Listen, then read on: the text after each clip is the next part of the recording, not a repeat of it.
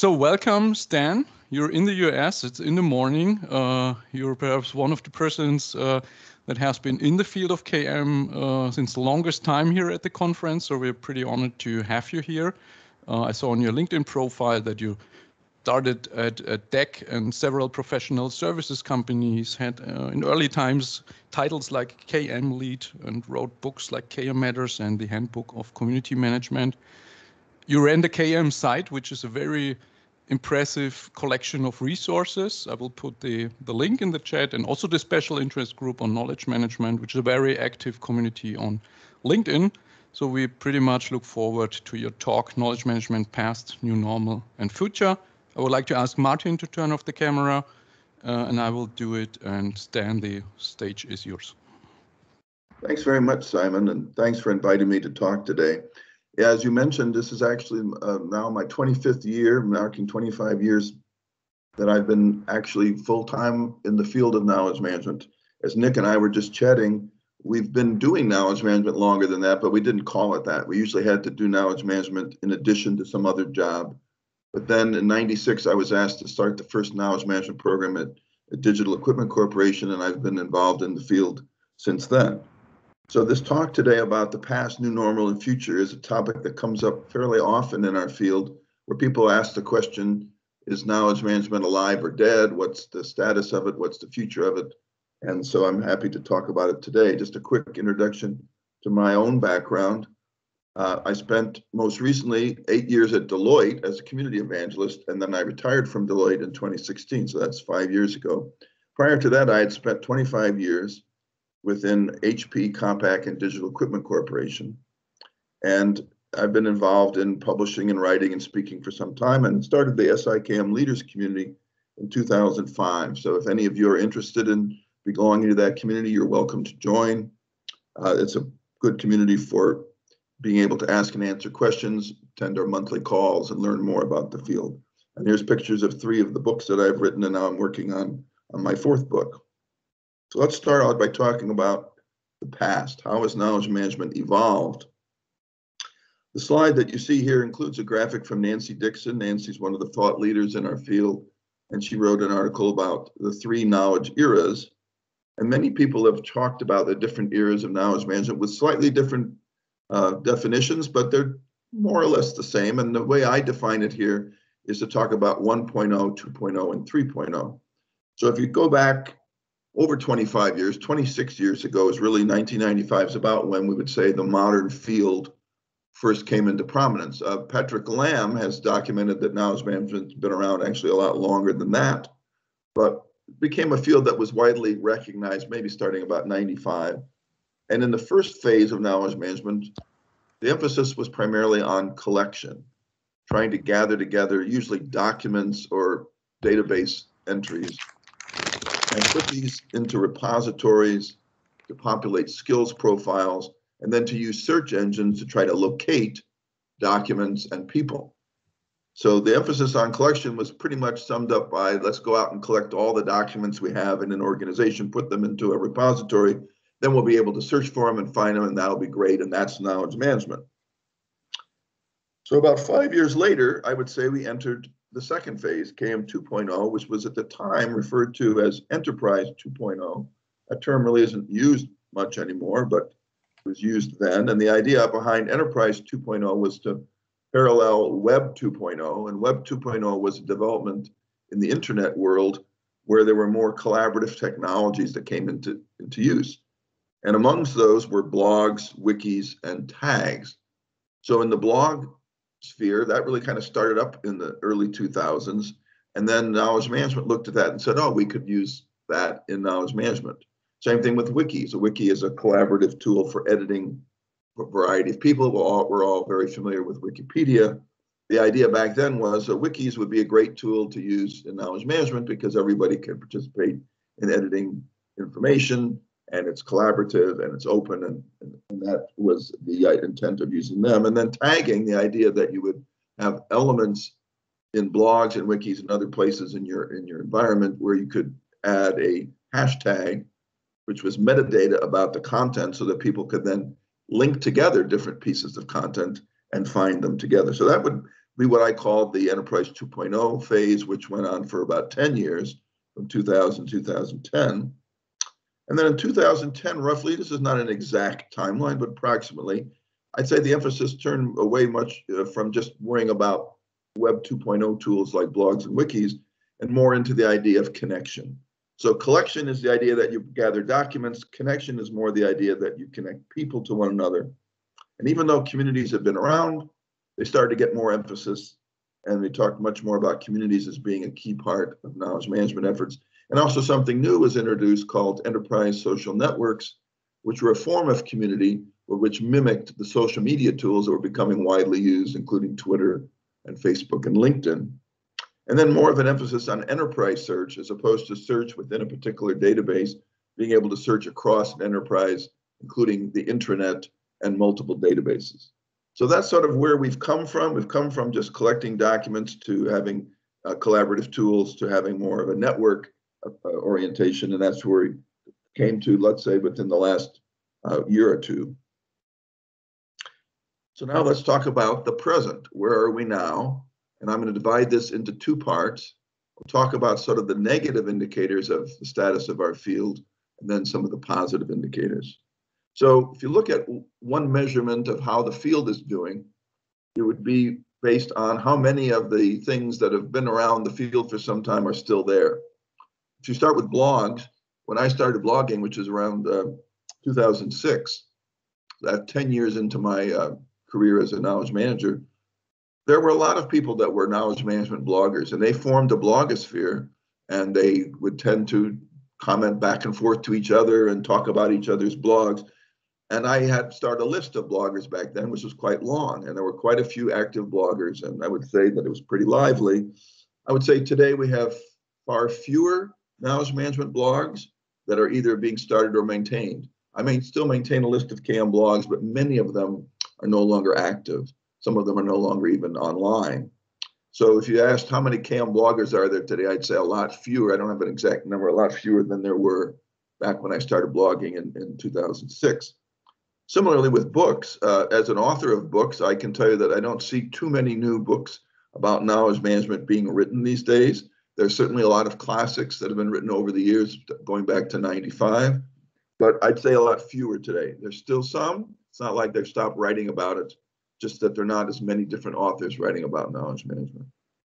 With communities, there's been a couple of communities that have stood the test of time, SICAM leaders being one, KM for Dev being another one, and some of the local communities like yours in Germany are still very active and thriving. But I'd say that there are fewer local KM communities than there were 20 years ago, and that there's fewer that are active. So communities started up. There were some prominent ones like KM Chicago that used to be very active and have regular meetings, and they no longer seem to be active. So that's another measure that we still have communities. We have fewer of them than we had. When you talk about conferences, there's conferences like this one. There's conferences like KM World, which is also going on this week. But there are a bunch of conferences that used to exist that no longer exist. One of them was called the Working Knowledge Research Center at Babson College that Tom Davenport and Larry Prusak used to lead. That's no more. There was one called Brain Trust. There was an Enterprise 2.0 conference. And there were some other knowledge management conferences that have ceased to be. But there still are a bunch of conferences. Often they are localized conferences. And so I would say that there's fewer of the big ones. There's mostly just now two, the APQC and the KM World. Periodicals, we used to have knowledge management periodicals. They were both published out of the UK. Inside Knowledge, published by the ARC Group, and KM Review, published by Melcrum. They're no longer in existence. I'm not aware of any real knowledge management magazines that exist. There's an online one published in Australia called Real KM, and there are still some academic journals like the Journal of Knowledge Management. But as far as popular magazines for knowledge management, I'm not aware that there are any that are actually being published in hard copy form. And sites, there are fewer websites devoted to knowledge management than the ones where I do have a listing of sites, and there are fewer of them that are still there. In many cases, I link to the web archive version of sites because they still have useful content, but the site is no longer online, it's no longer maintained. And that's true for an awful lot of sites. So if you have go-to sites for knowledge management, there's a handful. There's David Gertein's site, there's my site, few others, but far fewer that are either there or being maintained today. Now, as far as knowledge management programs that exist within organizations, they continue to be eliminated or reduced as part of cost cutting at major organizations. But I would consider this sort of a cyclical phenomenon. I don't know that it means that these are abolished permanently. What happens is a new person comes in to lead an organization. As part of them trying to get their costs under control, they may get involved in cost cutting. And then one of the obvious targets for them is often the knowledge management program, because they'll look at that and say, well, that's nice to have, but we don't necessarily have to have it. So if we have to cut, we'll cut that. And in the process, over the years, the number of prominent KM programs that were widely praised and recognized as being excellent have disappeared, along with the people who led them. So many of the prominent leaders in our field used to work leading knowledge management programs. I was one of them. Nick Milton has been on, used to lead a knowledge management program at BP. There are many other people like us who are still around in the field, but we're not doing the jobs that we once did when we worked at organizations. There are chief knowledge officers in existence, but there's probably fewer of them that use that title today. And often knowledge management struggles to find a home in organizations. There's no single place that it resides. I'm often asked the question, where should it report to?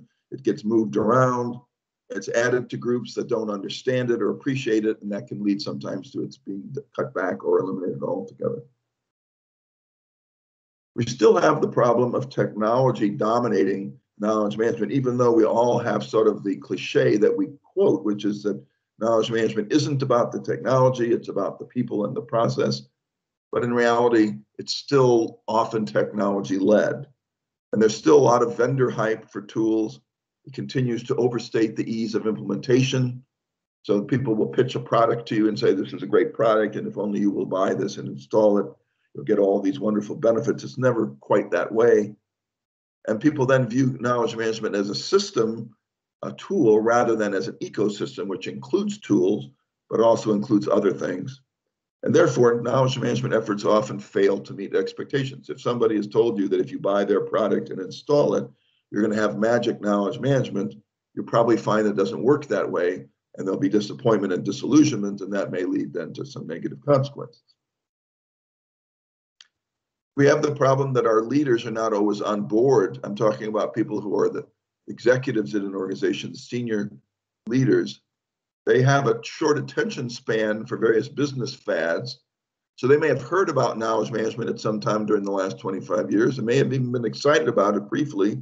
Maybe an analyst or a consultant got them interested in it, told them it was a new thing, and therefore they wanted to start it up. This happened to me when I was at Compaq. The CEO of Compaq at the time decided that, by someone having excited him about it, that we should do knowledge management. And I was asked to develop the corporate knowledge management strategy for Compaq, but then it fizzled out. It didn't actually lead to the things that we had hoped it would lead to. So therefore, leadership not being on board or not staying on board is a problem. And our leaders don't always articulate a vision of how they want knowledge management to work. They might just say to somebody, hey, you do knowledge management. That's how I got started. Back in '96, when I was at Digital, I was told, you start up this knowledge management. But the leaders aren't necessarily that engaged after that. They don't lead by example, which is one of the most powerful ways for an organization to have knowledge management take off. And so far, they just delegate it to somebody, and then it's up to them. And in the case of consulting, there's not usually sufficient revenues to sustain a substantial knowledge management practice. At various times, most of the big consulting firms have had knowledge management offerings, but there aren't too many of them left. There is one that I talked about with a colleague of mine at Deloitte yesterday that they says that the practice at Deloitte is doing pretty well. So that was encouraging to hear. But I don't know that all the other big four consulting firms are having knowledge management practices. It may have something that exists within technology or within human resources, but that's not necessarily a standalone knowledge management practice. So often knowledge management consulting is left more to one person or smaller firms. People like Nick do a really good job in offering consulting and knowledge management. But as far as the big firms, they haven't seen enough revenue in it to create giant practices, and that's a sign of where we are. But now let's move to some more positive indicators, talking about the new normal. Where are we today where we could say knowledge management is still doing well? And the first one is that knowledge management communities continue to thrive. Your community seems like having a really good conference, so that's a good indicator. My community that I lead, the SICAM Leaders Community, has been going for 16 years, and we still have our monthly calls. We have our November call next Tuesday, and we've been doing that now for 16 years. So that community is thriving. The KM4Dev community is thriving, and many of the other localized communities are doing well. So they haven't disappeared altogether. There are just fewer of them. People are still writing about knowledge management regularly. There's new LinkedIn posts about KM that are being made all the time. I regularly receive requests. I'm sure Nick does, and many others of you on this webinar receive requests to answer questions about knowledge management or to present on a call, like I was asked to present on this call, or we're asked to discuss or to be interviewed about knowledge management. This still happens fairly often. So that's a sign that there's still interest in the field. There are still new people coming into the field continually. We see them at conferences. We see them appearing in our discussion forums. We see them writing email messages to people like Nick and me that saying, hey, but they'd like to talk to us about it. So this is why I call the field sort of cyclical. There's programs being eliminated, but there's programs being started. There's people leaving the field and there's people entering the field. So it's kind of being rejuvenated. There continue to be jobs that are posted and filled. So organizations continue to hire people in knowledge management. We continue to have knowledge management conferences. So the conference, the KM World, is happening this week. And the APQC conference will be held again next spring. And they have good attendance. So people still are interested in paying money to go attend a good conference. Universities are offering additional knowledge management courses and degree programs. Two of them that I've been personally involved in the United States are the Columbia University ICANS program, which is a master's degree in knowledge management, and Kent State University in Ohio has just recently rejuvenated their master's program, and I've been asked to be on the advisory board for Kent State. So we're working on improving the curriculum there and injecting some new blood into helping to make sure they have the right program and the right courses and the right instructors. Their increased use of social business tools, such as enterprise social networks, has improved knowledge sharing inside and across organizations. So before we had tools like that, we were left using slightly less sophisticated tools. We used list servers and email discussion lists and things like that. But now we have tools that are much more user-friendly, that are mimicking the tools we're all used to using in the social media external world. And this should make it easier for people who in the past might have resisted using specialized knowledge sharing tools to use ones that are more familiar to them. And communities of interest and practice continue to be created. There's still great interest in communities. That's really something that I think that's taken off, not only for internal knowledge sharing, but also for external connection to customers, and clients, and endorsers. And organizations are still pursuing knowledge management implementations. It hasn't stopped. Every year when we get to a conference like this or at KM World, you'll talk to people that are just now getting started with knowledge management. So to me, that says that the field is still there, it's still alive. And if there are instances where people are no longer doing it, there are plenty of new people taking their place. So some observations that I made about the past and the new normal. The fundamental requirements for knowledge management don't go away. So we may think that knowledge management is less dominant than it once was, or someone might say we don't even call it knowledge management, or it's dying, or other similar observations. But the need to share and innovate and reuse, collaborate, and learn is always going to be there. There's not going to come a time where an organization says we don't want to do any of these things. They'll say they want to do them, or they'll claim that they are doing them, or they'd like to do them better. But the fundamental requirements for doing knowledge management are doing these things. If you want to share, you're doing knowledge management, whether you call it that or something else. So even as organizations might eliminate some knowledge management programs, they don't eliminate the underlying needs for these things. And so what typically happens is they come back and start the program again. I've seen that happen multiple times. A knowledge management program that I was involved in got eliminated, and later it was started up again. And then maybe it got eliminated a second time, and then it was started up a third time. So the needs don't change. Those are timeless. Whether we call it knowledge management or something else, those fundamental needs are there. Now, many IT departments don't really understand knowledge management or social business. They may be charged with supporting it, in implementing a tool. They may have Microsoft 365 installed in their organization, and therefore they think they have knowledge management platform, but they don't necessarily know much beyond that. So they're trying to cut costs, they're trying to consolidate, they're trying to survive. And therefore, sometimes knowledge management is a convenient target when they're involved in cost cutting.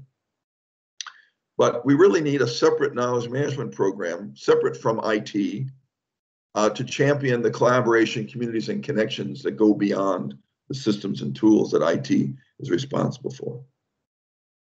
Communities are not a new concept. I mentioned them as being part of, the third wave of knowledge management, but if you can go way, way back and find communities before we ever called anything knowledge management. We may have called them guilds or professional associations or societies, but there's always been a need for people who are working in a given discipline to connect with one another and learn together. So the fact that communities are hot today is good, but it's not a new phenomenon. In fact, when I joined digital in 1983, well before we ever talked about knowledge management, we had communities of practice that were very active and thriving.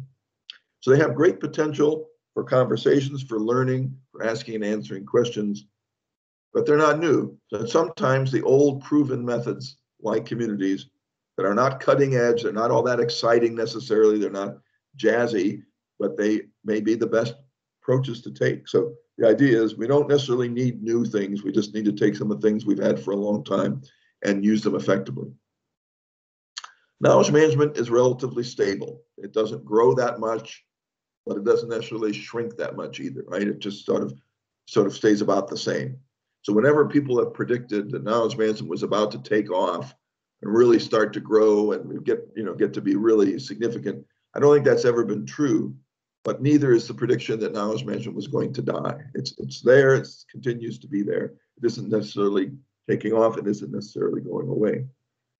And most people still have not heard about it. So you've asked the average person who's not working in our profession, they know about knowledge management. First, they may never have heard the term, and then they don't necessarily know what you're talking about. But if you explain it to them, most people get it. If you spend a few minutes and they said, what do you do? And I say, I'm working in the field of knowledge management. And they say, well, what's that? If you explain the idea that we're trying to help people take what one part of an organization knows and reuse it in another part of the organization for the benefit of everyone, they get that. So I think it's an intuitive concept. It's just not something that's widely recognized. So we still have to do a lot of work in promoting the vision and benefits for knowledge management. I don't think that will ever end. Now, I'm not going to read you a list of 100 specialties, but I wanted to share this, plus the next slide about components, to show you that our field is very broad. It includes a lot of things. So if someone claims that you can go to a one-week class on knowledge management and then be certified as a knowledge manager, I'm skeptical of that because there's so many things that go into our field and we can't possibly master all of them. On this list of 100 specialties that I've had over the years, I would say that I've mastered a few of these specialties, but not certainly 100 of them. So we all take a piece of this and we try to get good at it. We try to understand what the other specialties are and recognize when we need them and try to find people who have those specialties. But the point of this is the field is broad. It includes a lot of expertise, a lot of different capabilities. We need to understand that. We need to specialize in something from this list, but we also need to recognize that we have to work with our peers who have other specialties that complement ours. And the same thing with the list of 50 knowledge management components. We ask about, what is knowledge management? You could say it's the combination of these 50 things, right? Some of them fall under the people category, and some fall under the process category, and some fall under the technology category. And there's certainly overlap between the three categories. They're not in exact different domains, but you once again see there's a lot of things for us to take on. And if you try to take on all of these and put them into a single CAM program, that can be somewhat daunting. So I usually recommend that we try to focus and pick a few of these things and try to do them really well, matching those to the things that are most valuable to your organization. And after those are working well, then you can try something else. But the idea that is our field is broad, it has lots of different elements, there's a lot of different specialties and components, and that is a sign that our field is rich and vibrant. So now let's talk about the future. Where are we going? What's going on? I think one of the useful things to have is a vision for how you think knowledge management should work. This is an exercise I've engaged in a few times. I once presented at KM World where we collected up people's visions. So people like Nick and others contributed their visions of how knowledge management is supposed to work, or how does it work when it's working well. My own personal vision is listed here. But I think when we talk about the future, I think it's useful to start with, what do we want that future to look like? Right? So it's not just a question of trying to predict what may happen to us. We should try to predict things based on what we want to go and make happen. So to me, the vision for knowledge management is that we have all the components that I just showed in place that allow people to conveniently do the activities of knowledge management: sharing, innovating, reusing, collaborating, and learning. And then I'm not going to go through all of the elements of the vision, but I think it's useful to pick out a few and talk about them. And then it's also useful for you to think about, what's your vision? You could take this vision and modify it into your own. You could start from scratch and create your own. But I think you've got to have one. You've got to be able to answer the question, when knowledge management is doing what we want it to do, when it's working well, what does that look like? So for me, I focus on communities. That's been the area that I've really focused on in my career. And I say that if there's a unique global cross-functional community available for each major specialty role and focus area, and there's a single one of those, I said unique, right? So there's not more than one of them. There's a single community for each important topic within an organization that everybody knows about and can join, and they can go there, and everyone belongs to at least one community, including the one that's most closely aligned to their work. Then anyone who needs help by answering a question or getting information or getting a resource can get that help by going to that community. That's a powerful promise that I would like to always be able to make. And if you can make that promise and deliver on it, then if someone says, why should we do knowledge management? You basically pull out this vision and you say, look, if anybody ever needs any help or has a problem that they want to solve, or they need a resource, or they want to learn more about one of our important specialties, here's how they do it. They go to that community, and that community helps them do exactly what they need to do in a quick and efficient way. So if you just achieved that part of the vision, to me, that'd be a powerful outcome, right? And so I use that vision, particularly when someone comes to me and asks me a knowledge management question. I will tell them, if you go to the SICAM leaders community and ask your question there, I can promise you that you will get answers to your question.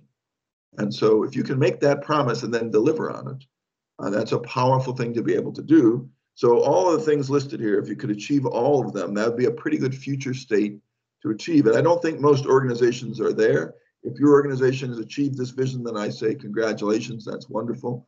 But if not, then this is something for us to continue to work towards. We may never fully achieve the vision, but the closer we can get to it, the better. So one example of that, when I was at HP leading the knowledge management program there, we had a goal. Number 5 was a goal for everyone. We wanted everyone to belong to at least one community. And to achieve that goal, 100% of the organization would have to belong to at least one community. Well, we didn't achieve 100%. We were moving towards it. When we first started that goal, we got to 10% and then to 20%. By the time I left HP, we were at 60%. So I thought that was pretty good. 60% of our target audience belonged to a community, but we were going to continue to have to work to get to the 100%. So what are some of the key issues in knowledge management? Getting our senior leaders to do the things we want them to do, to fund our efforts, to demonstrate support, to lead by example, to balance people, process, and technology. So we're not just focusing on rolling out tools, to deliver tangible business benefits that support our organizational objectives and priorities. I understand that Nick was talking to you about value in his earlier talk, and that's an important subject. We constantly have to work on how we demonstrate the value that knowledge management brings to our organizations, motivating people to share and to innovate and collaborate. That's always been a challenge. How do we get people to do the things we want them to do? How do we get our vision in place? I just showed you a vision that I have, but how do we get everyone in the organization aligned to a vision and working to achieve it? Do we have compelling use cases for showing the advantages over existing alternatives? So we answer the question, what's in it for me? Can we get people to overcome their fear or their embarrassment to openly ask for help? We can't help them if they don't ask for help. Can we make useful information easily findable? That's a constant challenge. We know we have it somewhere, but can we find it? How do we connect people to each other so they can help each other at the time of need? How do we improve decisions and actions and learning? Let's try to do fewer things rather than more things. excuse me, we don't want to try to tackle all the 50 components. We want to do the ones that make the most sense for our organization. How do we deliver what people actually want and the organization needs, not what is the trendy topic du jour? How do we communicate by pull rather than by push, getting people to seek information rather than trying to force it on them? How do we integrate knowledge management into existing processes and workflows and systems so that it's not viewed as extra work or an extra tool that they have to learn about? And finally, how do we augment and automate processes using the more modern techniques of analytics and cognitive computing and other new technologies? So these are issues which we face. We'll continue to face them. There'll be some new ones which would add to the list, some that might be taken off, but this kind of gives you an idea of, where are we still going? Some of these are not new issues, but they're issues we've been facing for as long as we've been trying to do knowledge management. Now, I'm not going to go through this list, but it just shows you that we have challenges to face. And I came up with a list of 40 pitfalls. You can review these slides later and go through that. I have a recorded webinar on this. I have written about it. But the point is, there are things we tend to be trapped by.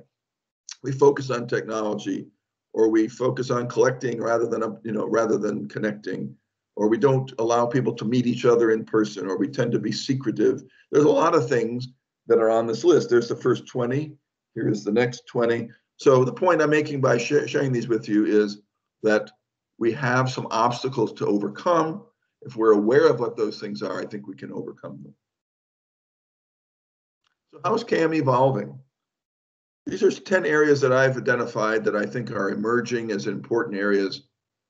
Information architecture. This is something that's been around for a while, but I don't think we've always applied to knowledge management. I often encounter knowledge management programs where they haven't done this step. They haven't designed how they want their systems to work, how their user interface ought to work so that it's effective. They just sort of plunge into implementing SharePoint or some tool like that, and they haven't thought through how this is going to work and how the user will interact with it. So I always say, if you want to get started in the right way, find yourself an experienced information architect and ask them to help you design your systems and your user interface. And then when doing that, you can use emerging disciplines like design thinking and user experience and usability. This is an important area that if we don't take into account, we'll be struggling when our users try to use our systems and tools. They'll be frustrated because we didn't design them well. The field of agile development is certainly prominent now, and it's being used in a lot of ways to apply to IT systems development, but also people talk about agile knowledge management. So understanding how the agile movement works and applies to knowledge management is important. The terms digital workplace and digital transformation are in vogue. So understanding what we mean by that and how we use that can be important. Working out loud, the idea of sharing your work and narrating your work and having observable work is another emerging area. The idea of community management, not just communities, but community management, actually making sure that communities work effectively and enterprise social networks. And then the fields of cognitive computing and artificial intelligence, analytics and business intelligence, using chat tools like Slack and how do they fit in, and then our mobile devices and bring your own device. So digital transformation, I won't go through this in the interest of time, but there's a role for us in knowledge management to help with digital transformation. And then I talked about working out loud. I think if you're not familiar with this concept, read up on it. I've written a couple of articles about it. It's a way for us to let other people know what we're working on so they can be informed, so they can offer to help us. And it's certainly an example of working transparently so that everyone in the organization can be made aware of what others are doing, and therefore they can learn and offer to help. In conclusion, let me just say that CAM is dead is not true. It's be like saying email is dead. We might think we don't want to have email, but we still have it. And so some people who think that CAM is dying are wrong. They may be tired of it. It may seem like old news, but the need and the opportunity to respond to that need are persistent. So even as the technology evolves, the basic needs are there. We can talk about changing the name of knowledge management. People often suggest that, but that term's been around now for 25 years. I don't think it's going away, so we may as well use it. It's something that exists and people recognize, so why come up with the new name? And it'll probably be with us for the foreseeable future. Regardless of what we call it, we're going to still be doing the activities of knowledge management. So I think the answer to what's the future going to look like is We're going to continue to face some of the same challenges that we faced. We're going to have newer technology come along. People will try to dazzle it with us, but if we can figure out a way to use it effectively, then we should embrace it. So I'll stop there and see if there are any questions that I can answer.